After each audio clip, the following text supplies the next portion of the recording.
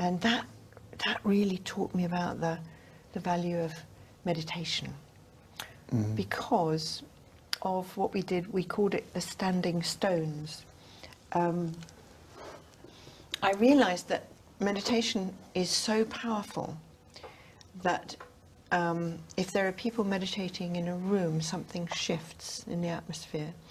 So I asked 5 people, mainly Quakers that I knew, because I was a Quaker by then, if they would sit in the library underneath the meeting room where these discussions took place and meditate all day. And they agreed. It was a 2-day meeting. And it had an extraordinary effect. On the 2nd day of one of the meetings, a man from the State Department came to me and he said, "Scilla, this is a very special room we're meeting in." And I said, "No, it was built in 1360. It was a wonderful old manor house." And he said, no, it's a very special room."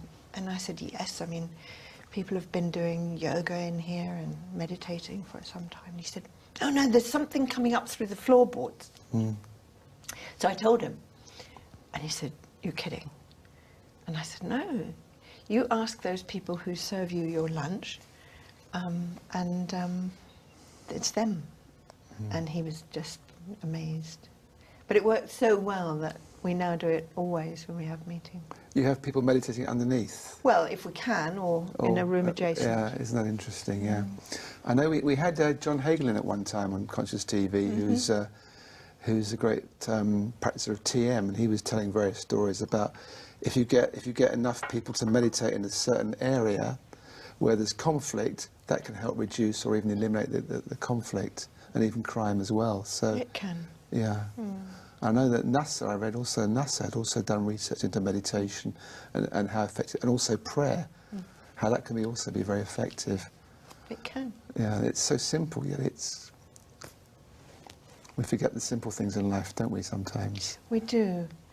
And I think it's all about becoming aware of the field, what they call the conscious field. In other words, that there is an atmosphere created by people being very focused that you can't really quantify.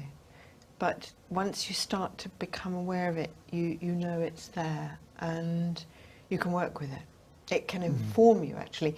It's got higher intelligence than anything that's in here.